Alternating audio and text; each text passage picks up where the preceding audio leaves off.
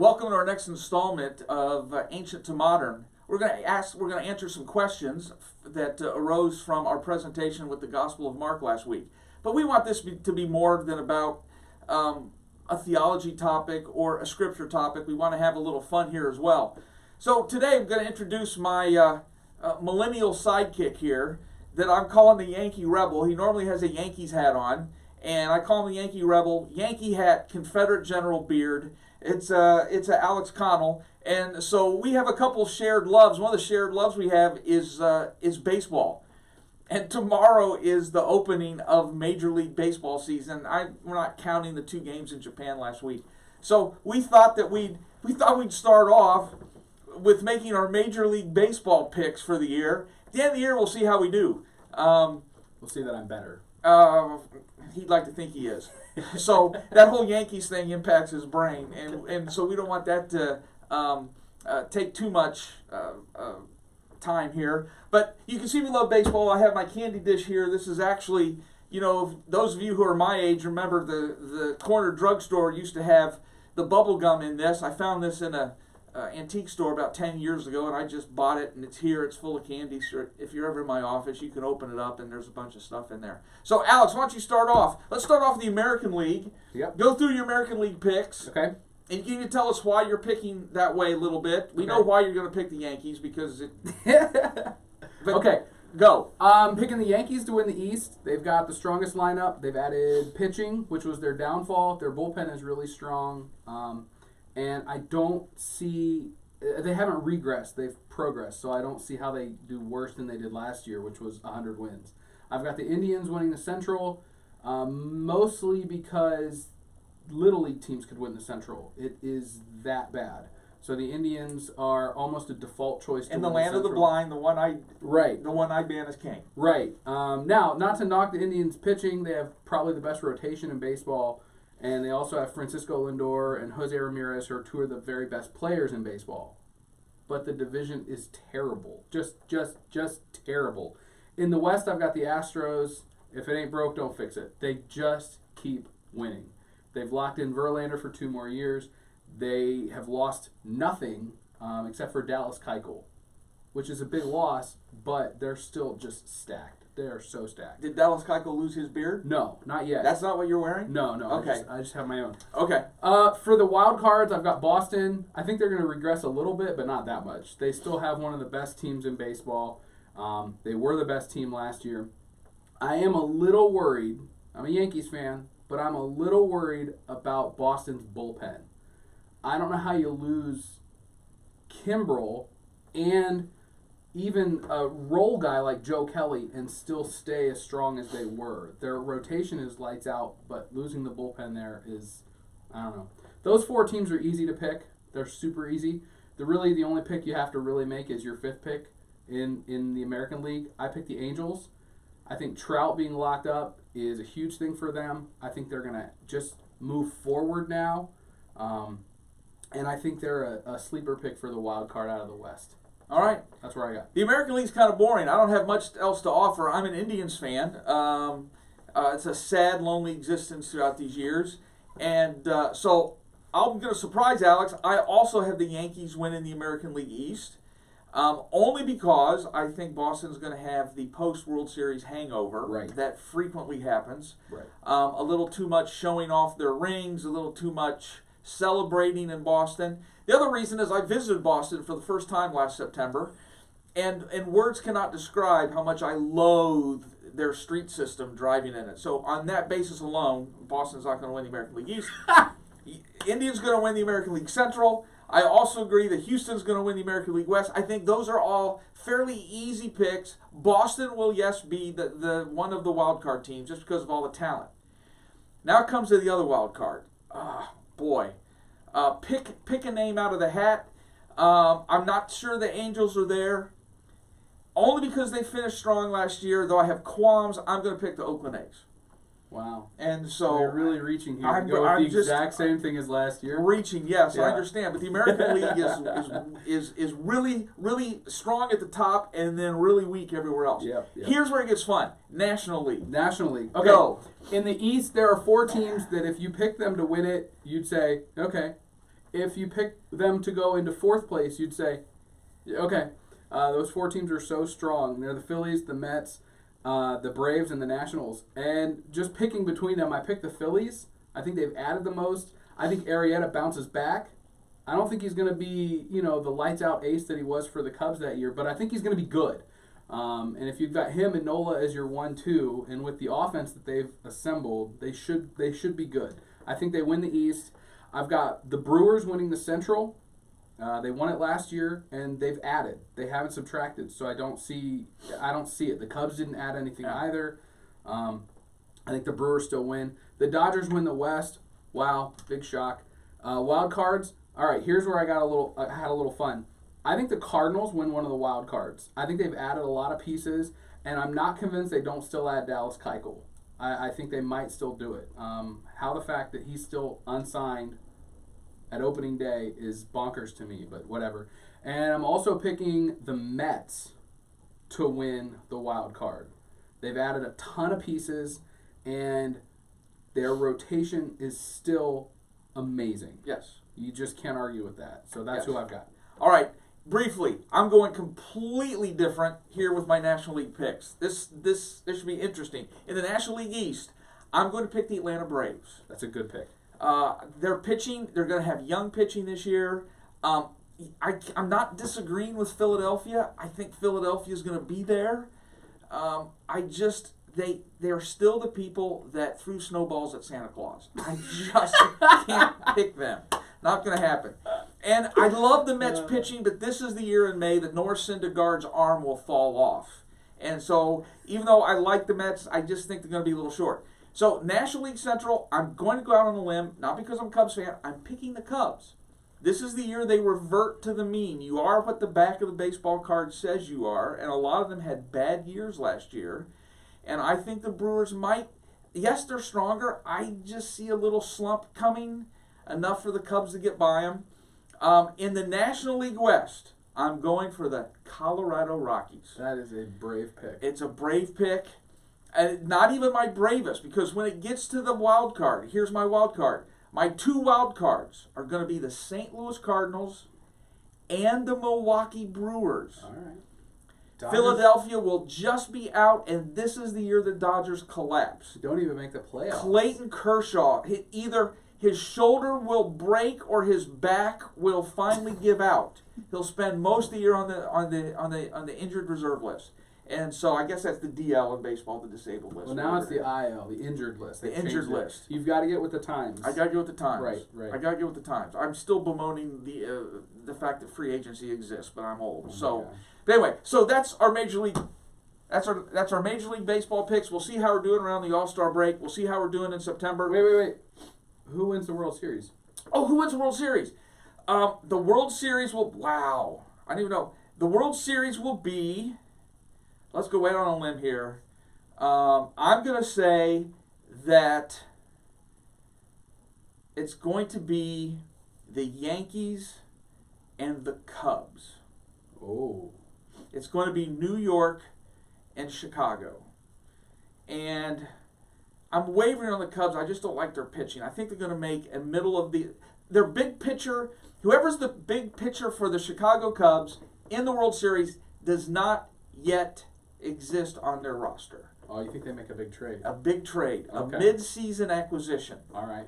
And I'm going to say the Cubs win the World Series because I cannot institutionally, I cannot internally ever pick the Yankees. I'd rather die. Yeah. I've got Yankees winning the American League. I've got Phillies winning the National League. And I've got Yankees winning the World Series, obviously. There it is. They're stacked. They're absolutely loaded. There's the Yankees hat. That's my pick. Yankees. And I've hopefully programmed that camera to self-destruct when the Yankees logo gets in the middle of it. So anyway, let's go on. I have 2 questions that we had to ask this week. The first one was a friend Bob Hunter asked on our second installment. And the question was, Matthew is different than Mark in some of its descriptions of how things happen, and where it's different, it's a little bit more involved and a little bigger. How do we know that Mark didn't embellish or just kind of make up certain details. And so when you hear that question, Alex, what do you say? How do we know that? What do you think if Mark embellished? If Mark embellished? If Matthew embellished. Yeah. My question is always kind of, so what? If he's embellishing details, like smaller details, I guess it doesn't affect me. I don't know. Because we know no preachers today ever embellish a story. I've heard enough fishing stories from pastors and missionaries that I'm prone to not believing them. So when you say, did Matthew embellish some of the facts, I'd say, okay. Yeah. Like, if he fed a lot of people as opposed to 5,000 plus, is that a problem for me? No, not really. Or if it was, only 4 baskets full of food instead of, okay, I guess that doesn't really bother me. Yeah. I think that's good. I think if you ask me, how do we know Matthew didn't embellish? We don't. Right. Mark says that Jesus healed many. Same story. Matthew says Jesus healed all. Mark has some that Jesus healed. Matthew puts healed instantly. When it comes to the demon-possessed man in Mark or the blind man in Mark, Matthew has 2 demon-possessed men being healed, 2 blind men being healed. Where Mark says Jesus fed the 5,000, Matthew says Jesus fed 5,000 plus women and children. I think Matthew's always trying to give a little, I don't know, exaggeration is the right word, always just trying to put the best spin on it, to really show Jesus in the best light possible. And remember, the purpose of the Gospels is not to get every fact correct. And I think that's what's important. These aren't science books. They're not meant to be historical fact, especially not to 21st century readers. Because when you tell me, I got you this cool history book, and it's some guy retelling the story that he saw through his window, I'd say, yeah, but that's just one guy's opinion about this. That's not a history book. Yeah. So when you read the New Testament and you expect it to be a history book, I think you're asking it to be something it never set out to be. And right. I can't get there. I think that's right. There are some in our midst who say when Mark says that he fed 5,000, that someone counted carefully with like tickets when they got on the hillside.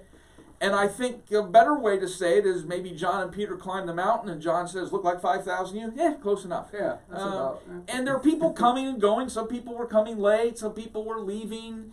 I think that's the way the Gospels work. And we shouldn't be surprised about that. So that shouldn't be a part that even augments our faith or is an important part of our faith. And we would do the same thing in a court case. If we had 5 witnesses and every witness had the exact same story, we would go, oh, they got together. It sounds like they worked together to make their story up. Right. Right, instead of telling it a little differently. The second one is I mentioned last week about this longer ending of Mark. I challenge you, if you open up your Bibles to the Gospel of Mark, you'll see that most of them have a little line between verse 8 and verse 9. And which ending should we believe? Well, I don't have much to offer. Let me just get a little more specific. The oldest copies of the New Testament we have, Codex Vaticanus and Codex Sinaiticus, and I know that seems like Latin to you, and that there's a good reason for that. They end at verse 8.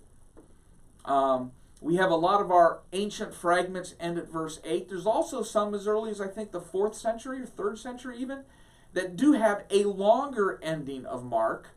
Some very similar to what we have today in verses 9 to 20, some a little different.